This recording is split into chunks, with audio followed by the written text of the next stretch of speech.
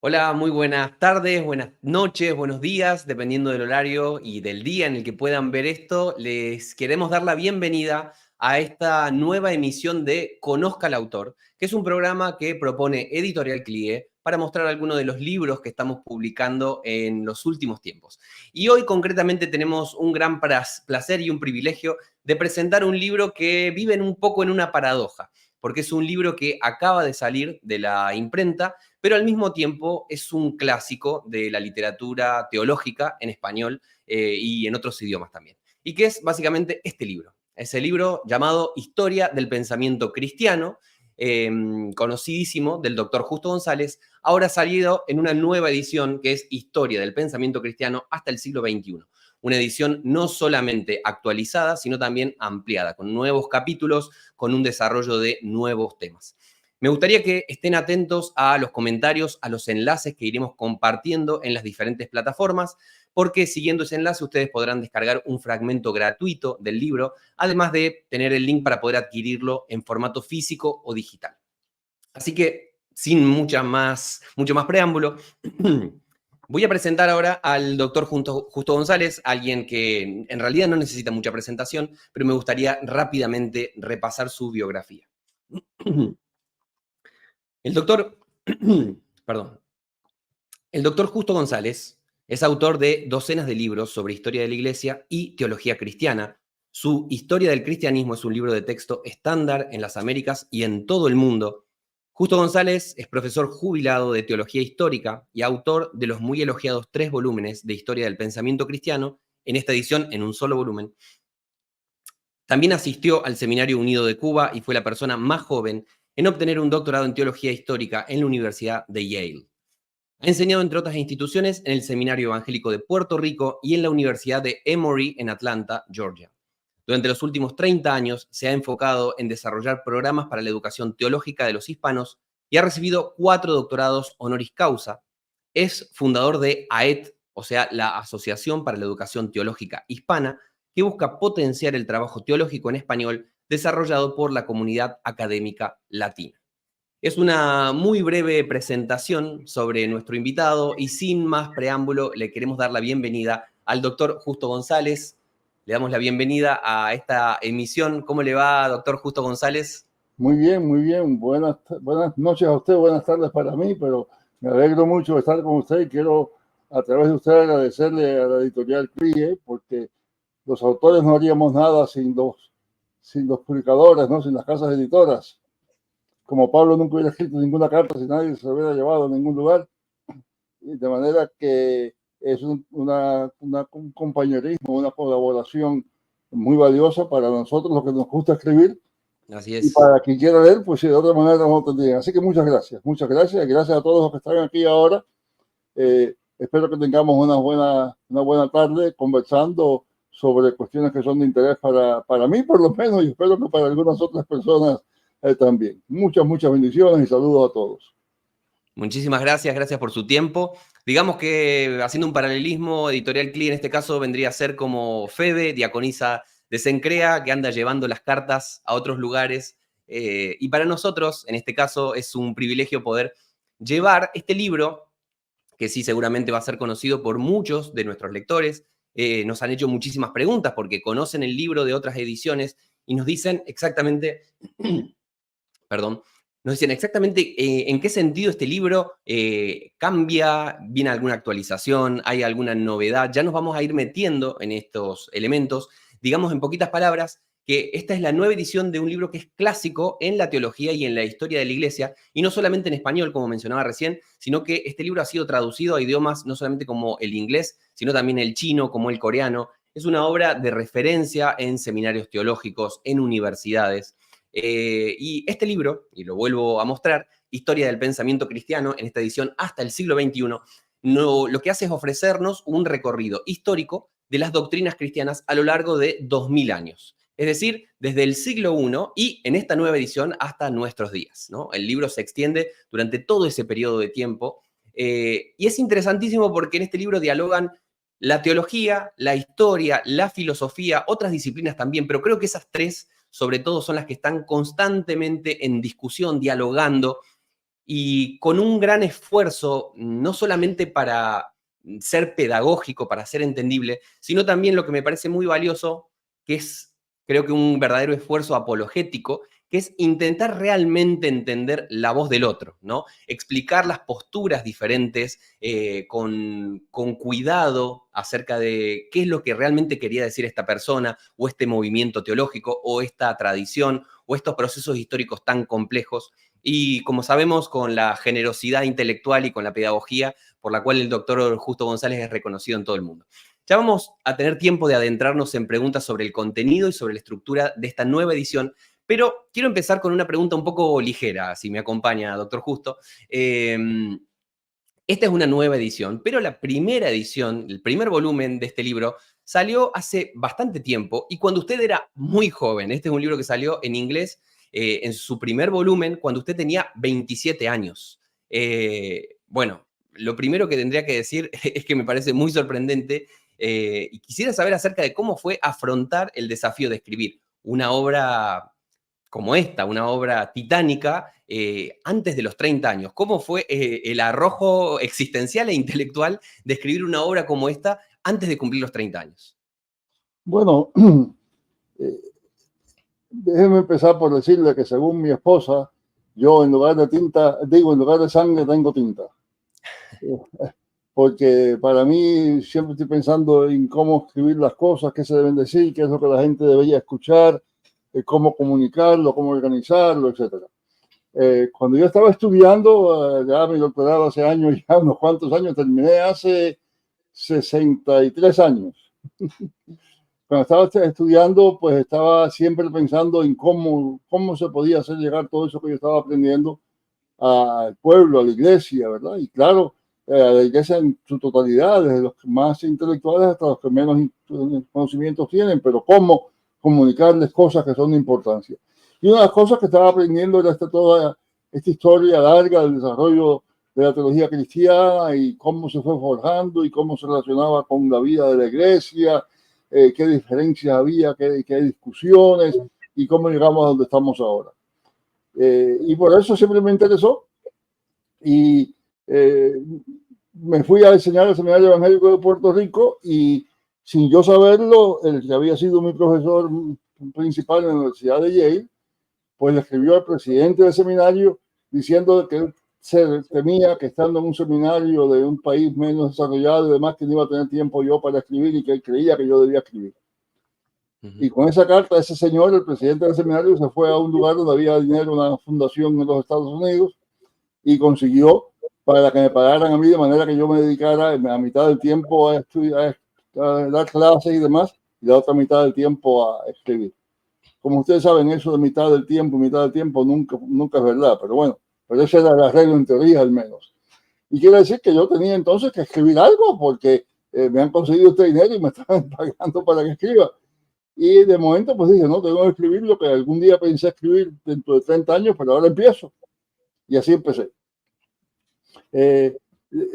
La otra cosa que fue interesante en esa enseñanza, en esa clase, es que ahora se habla mucho de hacer teología en conjunto.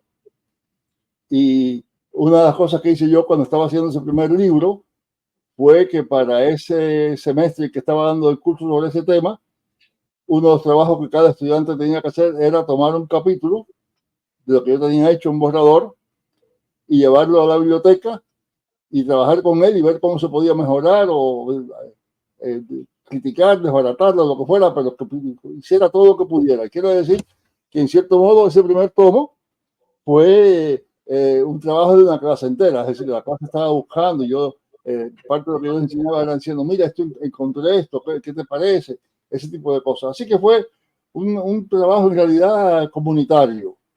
No con idea de publicarlo inmediatamente, pero después se publicó y salió el primero y tú sabías que hacer el segundo. Pero bueno, la otra cosa que sucedió, que es interesante, un poco triste también, pero se publicó el primer tomo en Argentina, en Buenos Aires, el segundo también, y estaba yo empezando a hacer el tercero cuando me avisaron de allá que la casa que estaba publicando lo iba a cerrar. Y yo, en cierta medida, pues dije, bueno, voy a dejarlo. Pero en ese momento me avisaron de una casa editora en los Estados Unidos que habían visto lo primero en español y querían que lo hiciera. De manera que el libro fue escrito, los dos primeros tomos fueron escritos originalmente en español y traducidos al inglés, pero el tercero fue escrito originalmente en inglés para completarlo y salió primero en inglés y no salió en español sino hasta muchos años después. Es más, cuando salió en español ya había salido en chino, en coreano, había empezado a salir en japonés, sí, en portugués estaban haciendo, no había salido todavía, pero ese último tomo no salió en español hasta 20 años después de que el primero, aunque estaba listo de mucho antes. Pero bueno, no sé si eso contesta su pregunta, pero por lo menos le da un poquito de idea de cómo fue el proceso, ¿no? No fue de momento decir voy a hacer esto, sino mira, escribe lo que puedas. Y yo dije, bueno, pues lo que puedo es esto. Y fue creciendo a lo largo de los años. Me parece fascinante no solamente el hecho de que se haya animado a escribir una obra como esta desde tan joven, sino también el complejo proceso de edición, ¿no? A lo largo de los años, que generalmente estas obras tan grandes suelen tener ese tipo de procesos editoriales, donde se van sacando nuevas ediciones, se van revisando, se publica en un tomo, luego se cambia ese tomo. Eso es muy común en este tipo de ediciones de obras de estudio académicas. Ajá, sí. Sí. Y otra cosa que me parece muy llamativa es que este libro lo ha acompañado un poco durante buena parte de su vida, ¿no? Han pasado muchas décadas desde que salió el primer tomo y durante todo ese proceso usted también ha ido cambiando junto con sus libros. Las nuevas ediciones han ido saliendo, ¿no? Y usted ha ido cambiando con los libros, ha ido no solamente conociendo más cosas, sino en su propio pensamiento, en su propia vida. Ha ido incorporando quizás otros enfoques, otros pensamientos, otras preocupaciones, otros intereses. Me gustaría saber un poquito qué ha cambiado a lo largo del tiempo desde que esa obra empezó a ver la luz hace varias décadas. Lo primero que ha cambiado es el color de mis cabellos. Pero bueno, no, los cambios han sido muchos, muchos. Primero, cambios sencillamente porque ha habido cambios en el campo mismo, es decir, de cada uno de estos personajes que se habla aquí se han escrito cientos de libros. Y quiere decir que siempre hay alguien que está escribiendo algo nuevo. Y lo que se pensaba acerca de San Agustín hace 50 años no es lo mismo que se piensa hoy. No porque se ha cambiado Agustín, sino porque se hacen preguntas nuevas. Y todo eso de alguna manera hay que irlo incorporando porque es el diálogo contemporáneo, ¿verdad? La historia no es el pasado, la historia es un diálogo entre el presente y el pasado. Y quiere decir que San Agustín no está ahí fijo como una estatua de piedra, sino que está vivo y la gente está hablando con él y van oyendo distintas cosas y entonces eso hay que incorporarlo a lo que uno está haciendo. Así que ha habido ese cambio general. Ha habido también otros cambios más concretos, más específicos, ¿no? Que no sé si usted quiere llegar a eso de ya ahora, pero le puedo decir algunos más generales y otros más concretos, pero por ejemplo, el tema de las mujeres, ¿no? Cuando yo estudié allá por los 60, todavía se usaban nada más que pronombres masculinos para todos los teólogos y eran todos, y no se mencionaba ninguna mujer, y se hablaba del impacto, y claro, aunque uno quiera resolver, digo, contrarrestar eso, hay que reconocer que por muchas graves cosas que tienen que ver con aquel tiempo, es que las fuentes no están disponibles, quiere decir que hay que estar buscando mucho más, porque de Agustín hay, yo creo que la edición de la BAC tiene ya como casi 20 volúmenes, ¿no? De la Biblioteca de Autores Cristianos. Mientras que de Perpetua lo que tenemos es las notas de su martirio.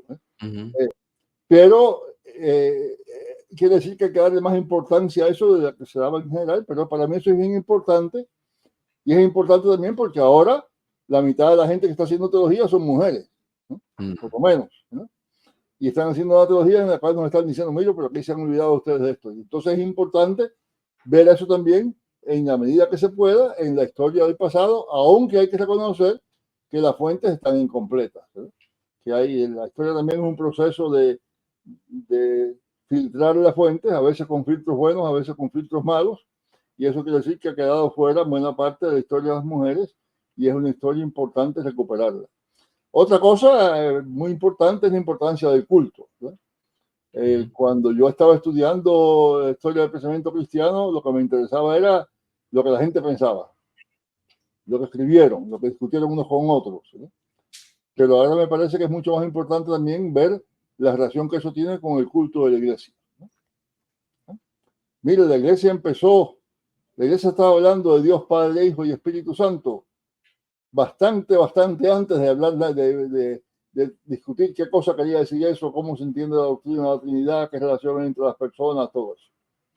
La iglesia estaba adorando a Jesucristo mucho antes de que nunca se pusieran a discutir en qué sentido Jesucristo es Dios y cómo y todo eso.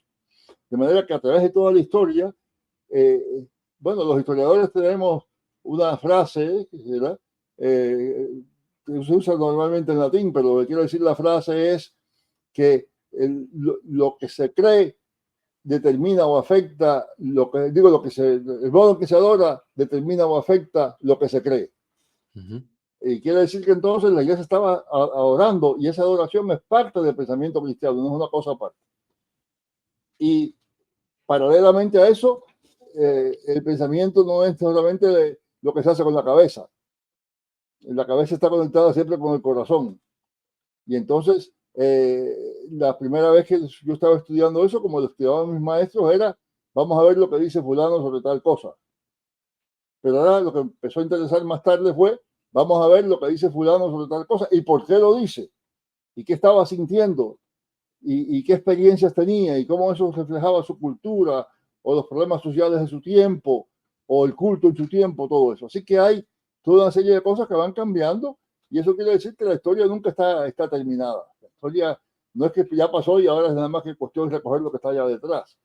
La historia sigue evolucionando porque el presente desde el cual se ve la historia va evolucionando. Perdón una respuesta larga a una pregunta corta, pero me gusta demasiado hablar. No, para nada. Creo que ya nos vamos metiendo los pies en el agua de cuáles han sido justamente los cambios, las nuevas incorporaciones. Y sí me parece importante esto que estaba diciendo usted acerca de intentar en la medida de lo posible y sabiendo siempre que la historia nunca es una ciencia exacta, pero intentar un acercamiento más integral, es decir, no solamente del plano de lo intelectual, sino también teniendo en cuenta las circunstancias vitales, por ejemplo, y ya vamos a ir metiéndonos en ese tipo de cosas y los diferentes procesos históricos, culturales que van marcando cómo podemos ir comprendiendo de diferentes maneras, de una forma justamente un poco más en 360 grados, por así decir, estas historias complejas que nunca son lineales y sencillas, sino que siempre están llenas de matices y muchas veces de contradicciones en todo ese proceso. Justamente me gustaría profundizar en este punto, en esta nueva edición que Editorial Klige trae en este 2024, también el aniversario, el 100 aniversario de Editorial Klige, y como parte de los festejos por este aniversario sale también esta nueva edición.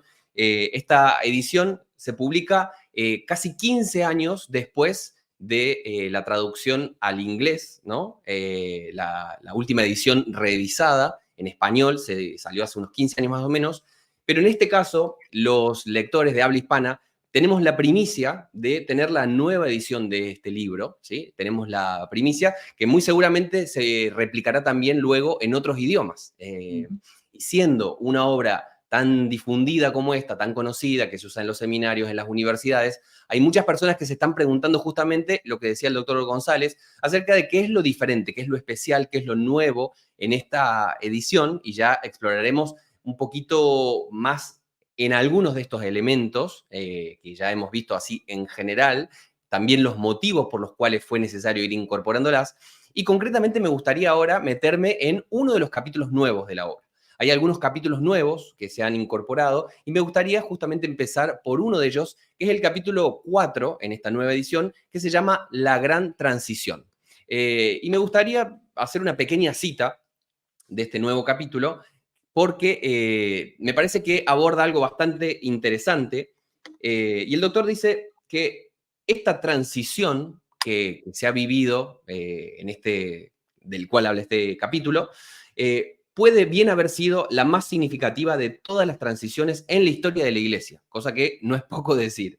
Y es la transformación que tuvo lugar hacia finales del siglo I y principios del segundo. La casi totalidad de los autores cristianos que hemos estudiado hasta este punto eran judíos, o al menos tenían un amplio trasfondo y experiencia dentro del judaísmo, pero de ahí en adelante los cristianos de origen judío serán una minoría frecuentemente marginada dentro de la iglesia misma, de la cual quedan rastros cada vez más infrecuentes hasta que desaparecen en las penumbras de la historia. Luego bien, podemos decir que el final del siglo I marca también el paso del cristianismo como un movimiento dentro del judaísmo al cristianismo como una religión que se expandiría alrededor del mundo, encarnándose en muy diversas culturas. Me parece interesantísimo este acercamiento y este énfasis que muchas veces no tenemos en cuenta para entender ese proceso de cómo el cristianismo del cual leemos en el libro de los Hechos, por ejemplo, hacia el siglo II se convierte en una cosa que tiene otras características, ¿no? Le pregunto, ¿por qué le pareció importante incluir este nuevo capítulo y cómo afecta esta gran transición a los creyentes actuales? Bueno, déjenme empezar por decir por qué cosas que ese capítulo por lo general no se incluye.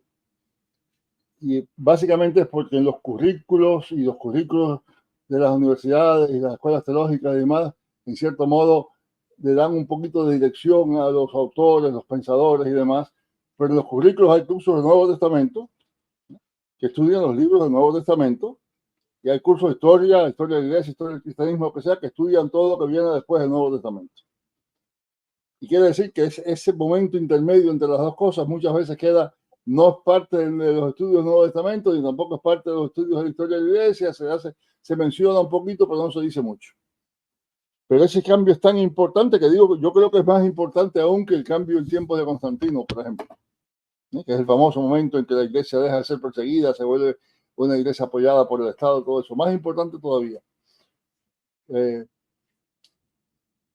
Y eso me parece que la razón de eso es que bueno, yo digo el año 100 porque fue más o menos en el año 100 que el jefe del nuevo Sanedrín judío, después de la destrucción de Jerusalén y todo eso, el Imperio Romano le dio permiso a los judíos para tener otra vez un Sanedrín, no en Jerusalén, un poquito lejos de la ciudad de Jamnia, y ahí era que se gobernaba el judaísmo, pero había entonces un movimiento de tratar de darle unidad a ese judaísmo que no lo había tenido tanto antes y ahora no tenía ni siquiera un templo.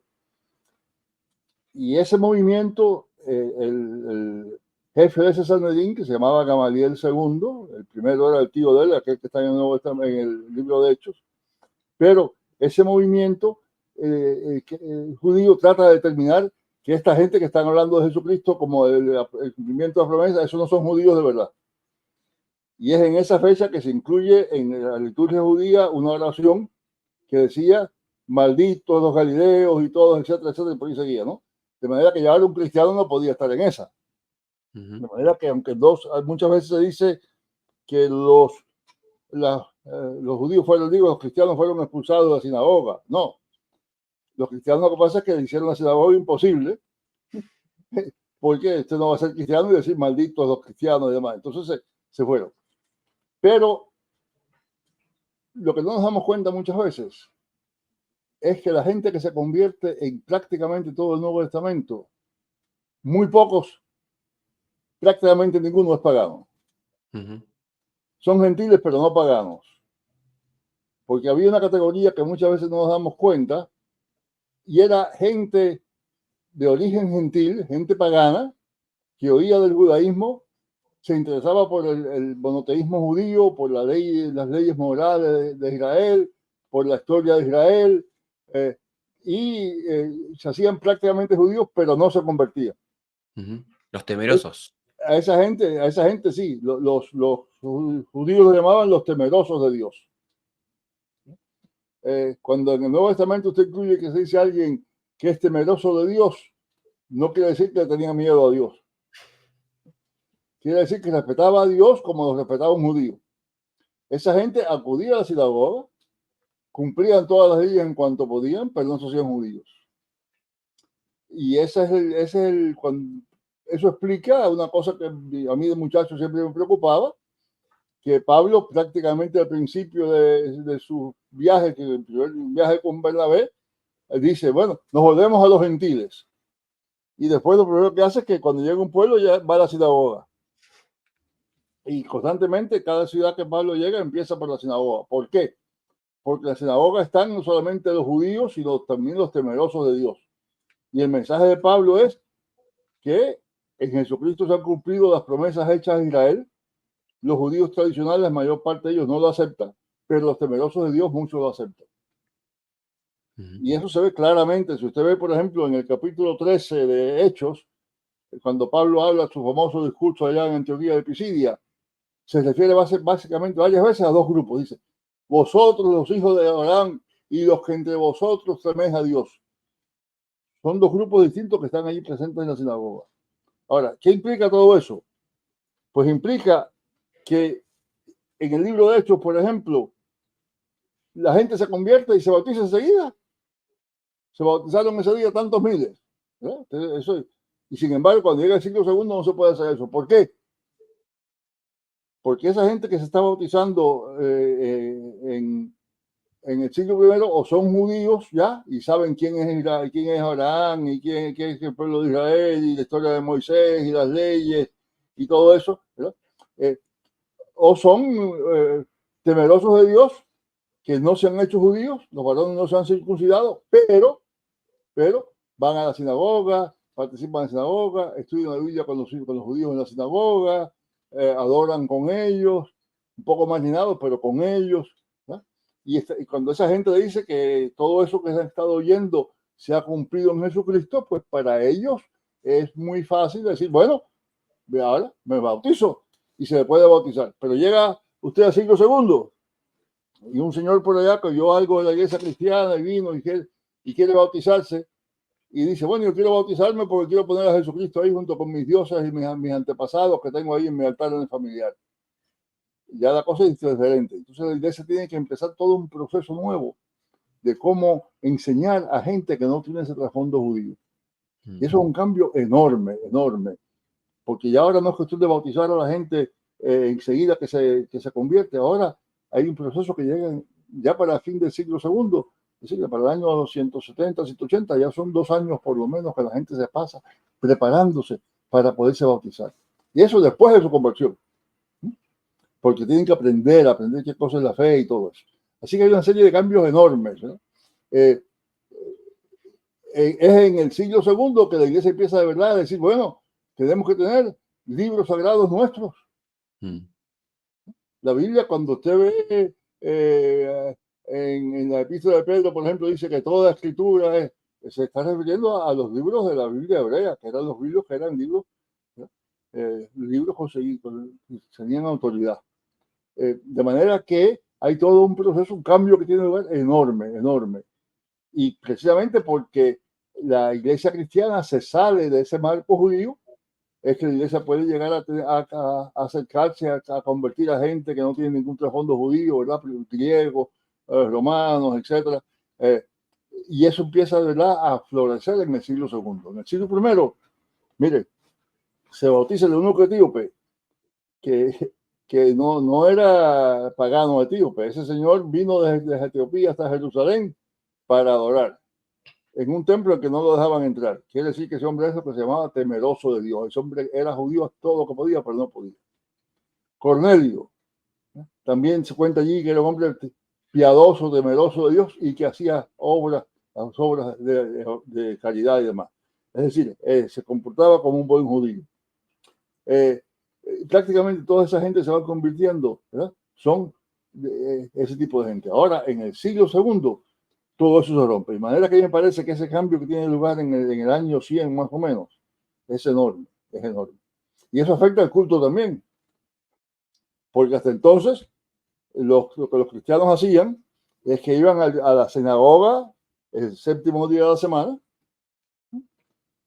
para aprender la Biblia de sus hermanos judíos, porque ellos se suponía que ellos creían que ellos eran los judíos que sabían ciertas cosas, los demás judíos no lo creían, no lo sabían, no lo creían, pero ellos eran judíos, ¿no? O temerosos de Dios. Van a la sinagoga el sábado después que se pone el sol, en el calendario judío el día no termina a medianoche, termina cuando se pone el sol y empieza el próximo día. Pues van a la sinagoga el sábado por la tardecita, por la tarde, y después se reúnen juntos por su cuenta para partir el pan. Y lo hacen después que se pone el sol. ¿Por qué? Porque ese primer día de la semana es el día de la resurrección del Señor. Están celebrando la resurrección del Señor. Hay dos cosas separadas. Una cosa es la van a la sinagoga el sábado, y entonces el día del Señor, eso quiere decir la palabra domingo, ¿verdad? El día de la resurrección del Señor, van a partir el pan juntos. Cuando los expulsan de la sinagoga, ya no pueden tener esa reunión que tenían antes con los judíos para estudiar la Biblia. Ahora eso se añade a la partir del pan. Y entonces ya en el siglo II el culto cristiano tiene dos partes bien claras. Lo que llaman el servicio de la palabra, que es para estudiar la palabra, ¿verdad? Para conocer más la Biblia. Hay que darse cuenta que en esa época la gente no podía tener Biblia en su casa, ¿verdad? Y muchos de ellos eran analfabetos de todas maneras, ¿no? Pero la mitad, primera parte del culto para conocer la Biblia, y después entonces el servicio de la mesa, que era lo que antes habían hecho desde el principio, que era partir el pan en memoria de Jesucristo, etc. Eso es una historia muy larga, pero quiero decir que me parece que ese cambio es mucho más importante que cualquier otro. Si no hubiera habido ese cambio, no se hubieran convertido los griegos. Si no hubiera habido ese cambio, no hubiera habido coincisiones entre los pueblos germánicos que vinieron después. No hubiera habido cristianos no judíos. Claro. Bueno, y me parece interesantísimo esto que está planteando, porque hoy en día en algunos círculos hay como un debate que plantea, y algo que es una tesis que viene de otra tradición teológica, y que es la idea de que el cristianismo, en ese proceso, en esa gran transición, como usted menciona, como que perdió su identidad, que era una identidad muy judía, y hay que volver justamente a esa experiencia judía. Hay muchos grupos que están como queriendo hacer ese proceso. ¿De qué manera le parece a usted que esta gran transición de la que estamos hablando ayuda a entender esta relación dinámica entre lo que sería la fe de Israel y la fe de la Iglesia, que en muchas cuestiones hay continuidades, pero también hay discontinuidades? ¿De qué manera le parece que esta gran transición nos ayuda a entender nuestra experiencia actual como cristianos y nuestra relación con esa gran historia? Bueno, déjenme empezar por decirle que eso de querer volver a ser como los judíos es un poco difícil, aunque se quiera hacer. En realidad, todo lo que nos dicen en las iglesias algunas, vamos a hacer ahora el culto como lo hacían los judíos. No sabemos cómo era el culto en la sinagoga, no se saben los detalles del culto de sinagoga hasta más o menos el siglo VII, VIII por lo menos. Y ya cuando eso había muchos cristianos. Y hay hasta debate en cuanto a cuánto de lo que se hacía en la sinagoga era influencia de regreso, no de rebote, influencia de los cristianos a los judíos.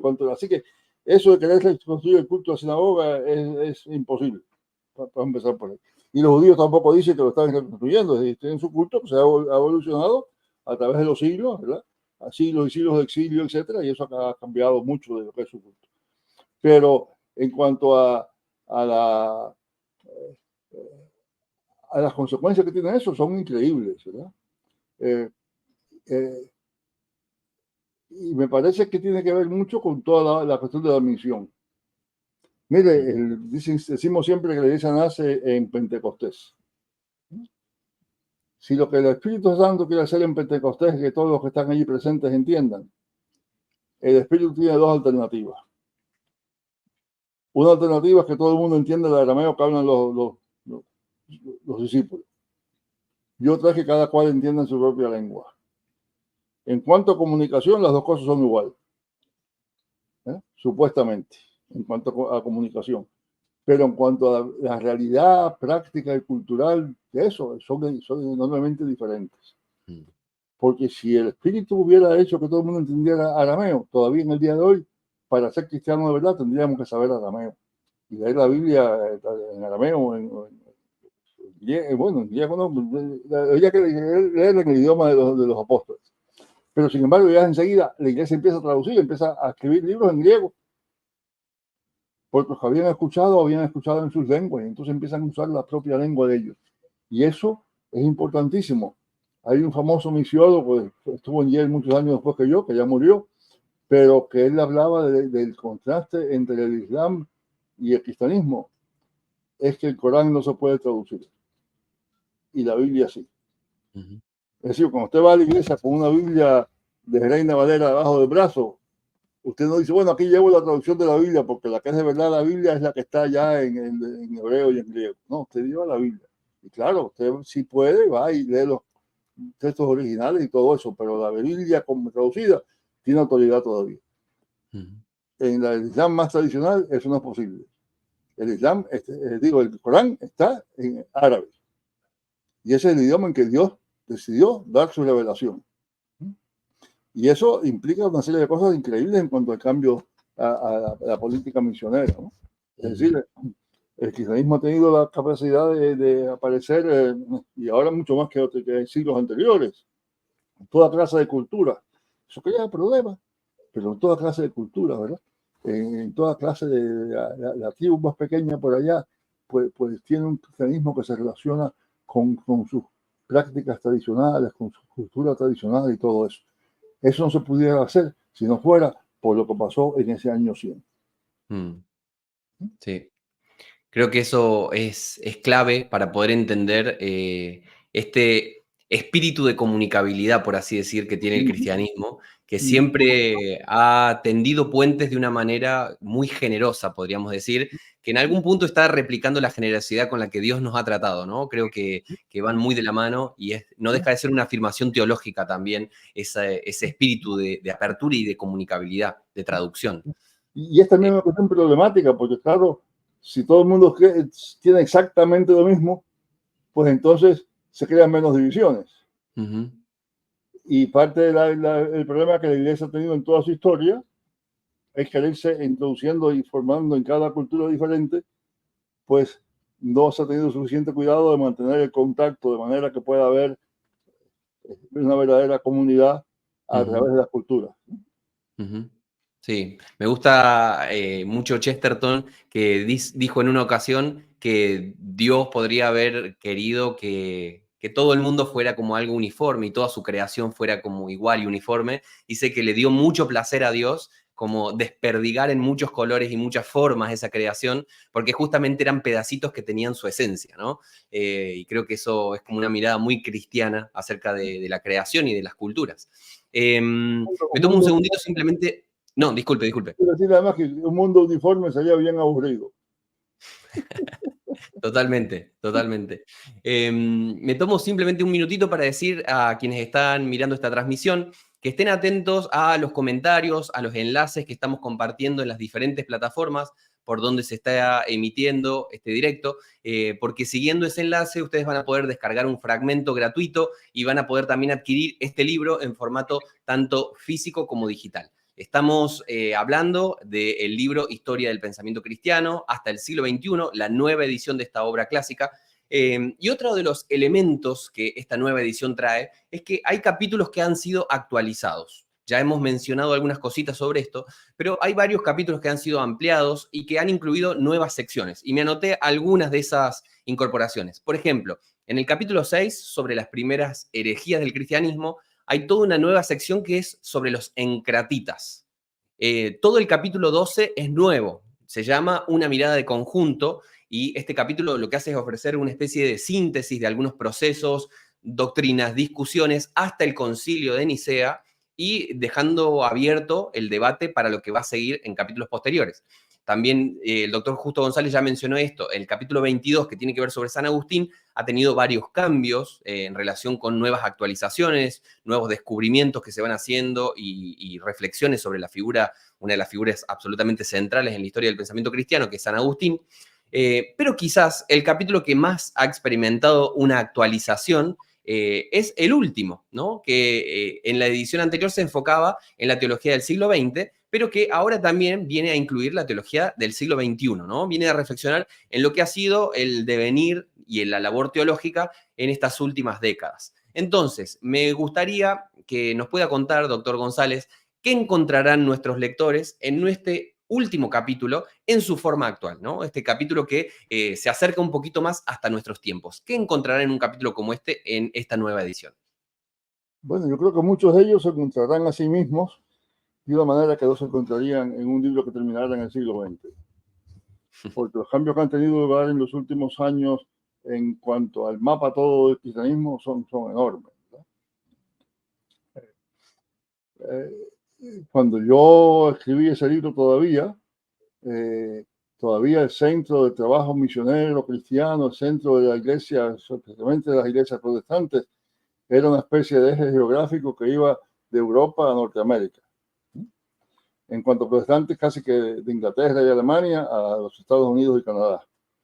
Y ahí era que salían todos los misioneros, ahí es que se hacía la teología, ahí es que se publicaban libros, y todo se traducía a otros idiomas, ¿verdad? Y la mayor parte de los libros que yo estudié cuando estaba en el seminario habían sido escritos en inglés, traducidos al español, unos pocos en alemán, pero la mayor parte en inglés, traducidos al español. Todo eso ha cambiado. Ahora el cristiano, según la gente que sabe cómo hacer estadísticas y ese tipo de cosas, el cristiano promedio, el cristiano medio, es una mujer de unos 30 años africana. Eso no hubiera sido lo que se hubiera dicho nunca hace 50 años. Así que ha habido un cambio enorme. Y eso quiere decir que hay toda una serie de interpretaciones de la fe cristiana, de encarnaciones de la fe cristiana en diversas culturas, que todas ellas nos pueden enseñar algo. Claro, todas ellas están en algún peligro, siempre, eso sucede. Pero sin ese peligro no se puede pensar, no se puede avanzar. Y quiere decir que parte de lo que está sucediendo en este siglo XXI es que estamos teniendo que empezar a pensar, ¿qué es eso del consenso? ¿Cómo es que una iglesia puede ser una? ¿Ya? Cuando se encarna en esta cultura, en aquella, en la otra, además allá. Y cada uno tiene algunas diferencias en el culto mismo que tienen que ver con su tradición cultural. Tienen diferencias en cuanto a los libros de la Biblia que prefieren, ¿no? Se han hecho estudios de que en algunos países, por ejemplo, en algunos lugares de África, las predicaciones el libro que más se publica todo el Antiguo Testamento es el libro de Proverbios, porque es una cultura que se relaciona mucho con esos dichos sapienciales, ¿no? Sapienciales que tienen un contenido profundo de sabiduría, esa sabiduría que sabe la humanidad más por vieja que por otra cosa. Y me parece que todo eso lleva a una iglesia muy variada, muy variada. Y eso nos lleva también a pensar, bueno, ¿en qué consiste entonces? ¿Qué quiere decir la comunidad de fe? ¿Quiere decir creer todos exactamente lo mismo, hacer todas las cosas exactamente igual? ¿O quiere decir que de alguna manera aquello que Pablo dice allá en 1 Corintios acerca de los miembros del cuerpo se aplica también a esta diversidad cristiana? ¿No? ¿Cómo es que la mano puede ser mano y por tanto completamente diferente al oído y sin embargo ser parte del mismo cuerpo? Y eso es una de las cuestiones que se están discutiendo ahora constantemente entre los cristianos que se están viendo unos a otros, y hay una comunicación que no había antes. Eso tiene que ver también, claro, con todo el asunto de la facilidad de los viajes, de las comunicaciones cibernéticas, todo eso, pero me parece que ese es el reto de este siglo. Y eso es importante porque una de las cosas que pasó allá en la iglesia antigua es que se creó una idea de que la manera de llegar a un consenso es votar. Cuando llegó la controversia ariana, se reunió el concilio de Nicea, ¿verdad? Convocado por el emperador, votaron, dijeron cómo era la cosa, casi todos estuvieron de acuerdo, más o menos, afirmaron. Los que no estaban de acuerdo, los echaron fuera. Ya llegamos al consenso, ya está el consenso hecho. Claro, ese consenso no duró mucho, enseguida a los pocos años había que estaba en contra, y hubo discusiones y todo eso. Pero sin embargo, fíjese usted que la iglesia nunca hizo una declaración exacta, clara, de cuáles son los libros de la Biblia, sino hasta el siglo XVI. Es la primera vez que un cuerpo de autoridad en la iglesia, una iglesia, en este caso la Iglesia Católica Romana, en este caso hace el Concilio de Trento, hace una declaración de que estos son los libros de la Biblia. Lo dicen por razones de esa época. Pero la iglesia llegó a un consenso en cuanto a la Biblia, los libros del Nuevo Testamento. La iglesia llegó a un consenso sin que nunca se votara sobre eso. hubo que era un poquito diferente por aquí y por allá, pero poco a poco se fue llegando y ese consenso surgió y nadie discute ahora si Efesios debía estar allí o si Apocalipsis debía estar o no debía estar, y eso ya y se hizo un consenso que de verdad se llegó tras un diálogo largo, una experiencia larga. Y me parece que lo que vamos a descubrir en este siglo XXI, que es difícil porque somos un siglo de desesperación, no queremos que todo pase enseguida porque ahora yo doy un botón y ya está todo hecho en el ordenador, pero me parece que parte de lo que vamos a descubrir en este siglo XXI, lo que va a descubrir la nueva generación, es que es posible crear un consenso provisional, un consenso fundado en el respeto mutuo, el amor, para poco a poco ir descubriendo qué es lo que Dios está haciendo entre nosotros todos juntos. Y eso me parece que es una cosa increíblemente importante y que bien puede ser otra marca de esos momentos de cambios radicales en la práctica de la vida cristiana. Ojalá que sea así.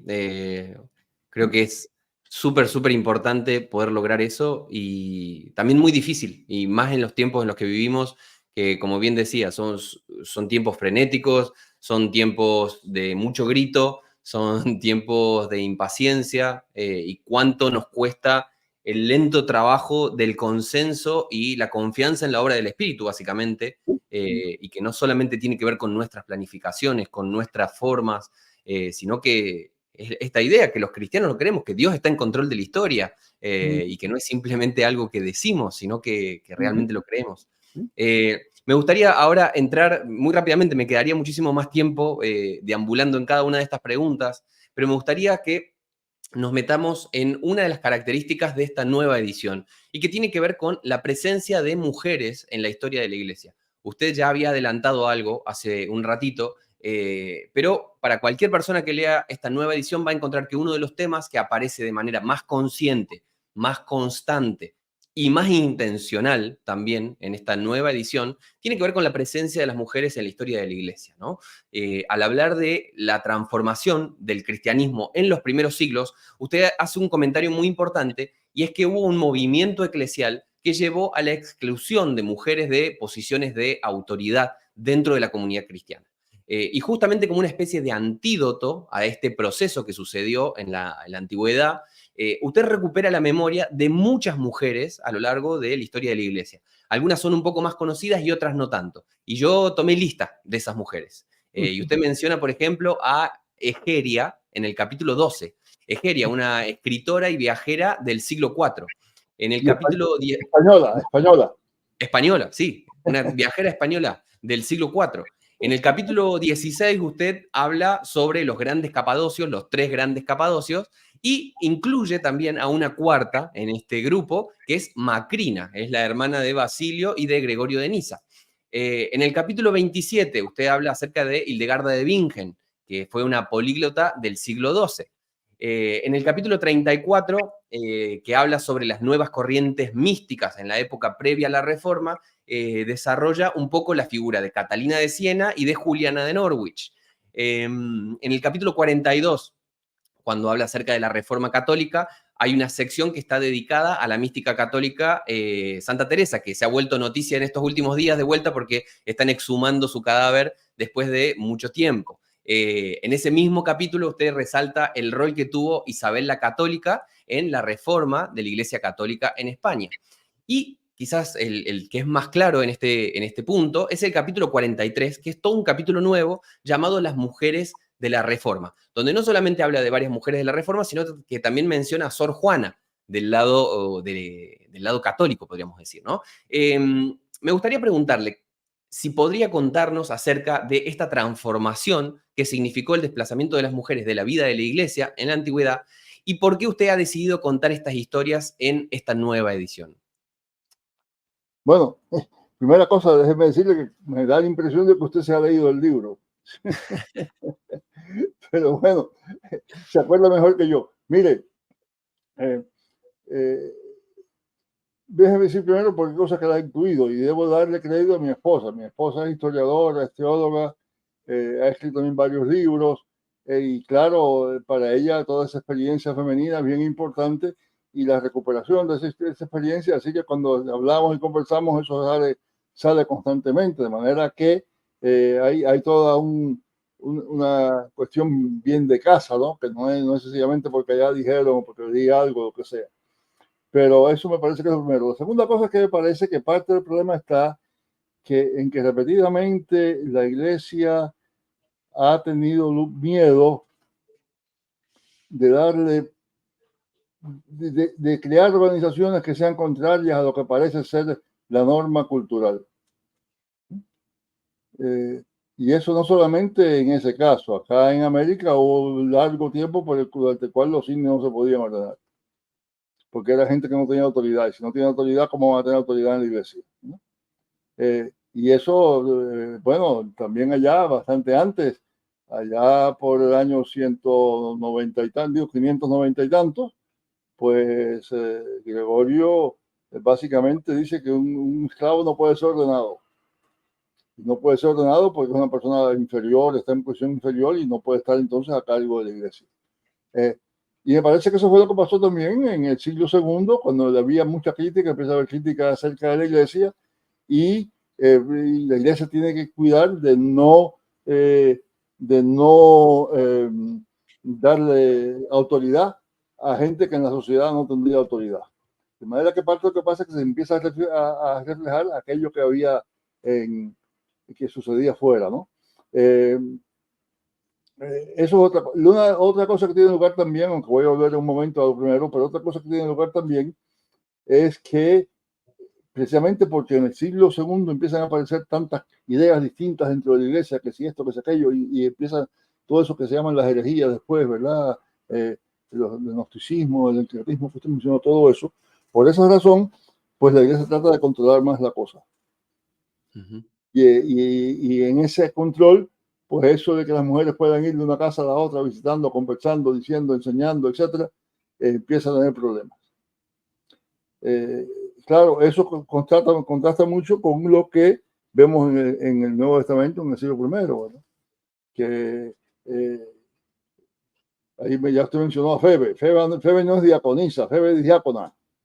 Porque lo que pasa es que digo eso porque nosotros le hemos puesto la palabra diaconisa un contenido completamente diferente del contenido de diácono. Pero no hay nada que nos lleve a pensar en eso, que así fuera originalmente. Una mujer que se llama diaconisa era un diácono femenino. Ahí por lo menos una mujer que llaman apóstola, Junia, ¿verdad? Así que hay varios casos. Pero lo que a mí más me llama la atención, que tiene que ver con eso, no con las mujeres directamente, pero en cierto modo sí, está en el capítulo 7, 6 y 7 de Hechos, donde hay que ver quién va a manejar el dinero, ¿no? Y cuando van a elegir gente, eligen 7 que todos tienen nombres griegos. Y eso en Jerusalén era darle importancia a los que menos importancia tenían.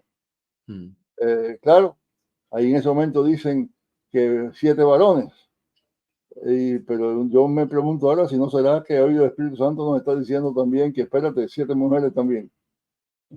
Hay mucho que podríamos decir, ¿verdad? Pero me llama la atención que en ese momento, cuando la iglesia están persiguiendo, están criticando en Jerusalén porque están haciendo las cosas un poco raras, porque no son gente como se supone que se sea, que no son como nosotros los buenos judíos, ¿verdad?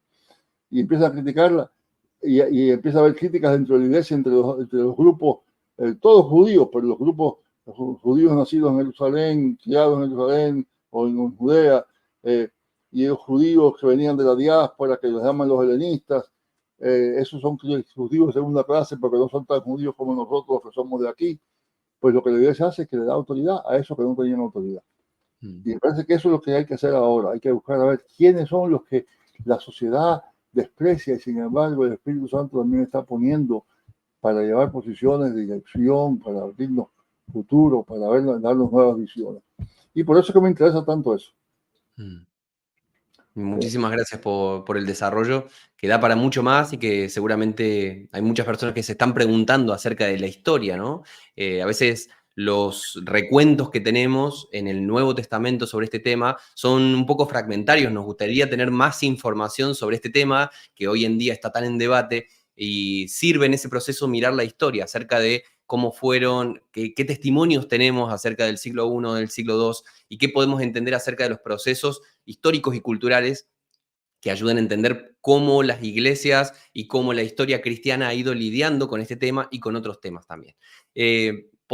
Tengo más preguntas y podríamos seguir metiéndonos en más temas, pero lamentablemente tengo que llegar, sí, a la última pregunta ahora. Y antes de hacer eso, quiero recordar a quienes están mirando que estamos compartiendo en las diferentes plataformas de transmisión links que ustedes pueden seguir para no solamente comprar este libro, Historia del Pensamiento Cristiano hasta el siglo XXI, sino que también van a encontrar un link de descarga donde van a poder bajarse buena parte de este libro, ¿sí? De manera gratuita, como cortesía de la editorial CLIE, ¿sí? Así que aprovechen este link para poder tener un fragmento acerca de este libro y realmente vale la pena que ustedes también tengan este volumen en su casa. Es un libro de consulta, es un libro al que siempre vale la pena volver para seguir no solamente conociendo el pasado, sino también a la luz del pasado, pensando en nuestro presente y cómo queremos mirar hacia el futuro. Y me gustaría terminar este tiempo trayendo parte de lo que es el cierre de este libro, ¿no? Usted en los últimos párrafos de este libro habla acerca de que la historia, como ha comentado también hace un rato, no solamente se escribe desde el pasado, sino también desde el presente, en el cual uno está parado, viviendo, y también acerca del futuro que espera, del futuro que teme, del futuro que quiere lograr, conseguir, ¿no? Y al final de este libro, después de reflexionar lenta y detenidamente en los 20 siglos de historia cristiana y sobre el presente que estamos viviendo, usted plantea como una hipótesis, dice, ¿cómo nos vería un teólogo o un historiador de la iglesia que viva en el siglo XXII? ¿Cómo va a mirar nuestro tiempo un teólogo o historiador de la iglesia del siglo XXII? ¿Cómo interpretaría? ¿No? Me parece muy interesante este proceso porque es como una especie de ejercicio de imaginación y abstracción que usted propone hacia el final del libro. Y como para ir cerrando esta charla, que me gustaría que fuera más larga, pero si usted tuviera que ponerse en la piel de este teólogo o historiador del siglo XXII, ¿qué podría decir esta hipotética persona sobre nuestra época? ¿Qué peligros, qué oportunidades reconocería al mirar la iglesia y el cristianismo de nuestro tiempo? Bueno, déjeme decirle primero que yo no soy ni profeta ni hijo de profeta. Y me imagino que ese señor o señora allá en el siglo XXII diría, oye, justo, ¿cuántas veces metiste la pata? Segurísimo. Así con todos. ¿Entiendes? Así que me parece que eso es importante para darnos a todos un poco de humildad. Estamos acostumbrados a pensar que el momento importante es el momento nuestro. Y lo que la historia nos debe anunciar, explicar, es que tanta gente que pensaron que el momento importante era ese. Y que tomemos un poquito de humildad e entendamos que la obra de Dios lleva más tiempo y hasta que a Él le plazca eh, ponerle fin al tiempo, pues seguiremos aprendiendo y corrigiendo unos a otros. Yo que esperaría que esa persona en el siglo XXI, digo 22, dijera, el siglo XXI fue una época de grandes conflictos, fue una época que continuó en cierta medida las luchas fratricidas del siglo XX, los gobiernos autocráticos, totalitarios del siglo XX, que el siglo XXI pensó que estaban desapareciendo, pero no desaparecieron. Y que dentro de todo eso la iglesia tuvo la alternativa o de unirse a ese movimiento o de seguir, volver a ser cada vez más lo que fue en el siglo segundo, es decir, una iglesia que da testimonio de Dios aún en medio de las dificultades. Y lo que yo esperaría es que si nos portamos como deberíamos, que en el siglo XXII alguien diga, no, aquellos cristianos del siglo XXI fueron fieles en momentos difíciles. Ojalá que ese sea el veredicto de la historia. Ojalá que seamos fieles herederos de esa preciosa, compleja, controvertida historia, y que seamos, como dice usted en otro de sus libros, que también es muy bonito, que seamos como una vela que mantiene la llama encendida para poder pasársela a la siguiente. Ojalá que así como hemos escuchado la voz que nos viene del pasado, que podamos ser también un eco que mantenga esta voz con fidelidad, pero también con pertinencia, también con relevancia, también con vitalidad en el contexto que nos toca, que es difícil en nuestra propia forma. Siempre los cristianos han visto la época que les toca como muy difícil, seguramente casi apocalíptica, nosotros también, pero ojalá que podamos seguir siendo fieles a pesar de todo eso. Doctor González, muchísimas gracias por su tiempo, gracias por este libro, gracias a cada una de las personas que se han conectado, que han sido parte de este tiempo. Ojalá que se tomen el tiempo para descargarse esta porción de este libro, que compren su ejemplar, sea en formato físico o digital. Y de parte mía en particular, de parte de Editorial CLIE, de parte también de muchas de las personas que lo hemos leído, doctor González, en este idioma y en otros idiomas, gracias por apostar por el pueblo de Dios. Gracias por seguir apostando por este pueblo de Dios que muchas veces nos pierde, también nos confunde, del cual también somos parte y vivimos en esas tensiones. Gracias por eso. Ese trabajo no ha sido en vano. Muchos estamos acá por el trabajo que usted ha hecho hacia el pasado, y esperamos que durante mucho tiempo más. Gracias por este tiempo, le mandamos un gran abrazo a usted y gracias a todas las personas que se han conectado también. Gracias por ser parte de esta nueva edición de Conociendo al Autor. Gracias a usted, hermano, gracias a la editorial CLIE, gracias a quienes han estado presentes, gracias al Señor, gracias, y Dios le bendiga mucho. Dios lo bendiga. Hasta luego. Hasta luego.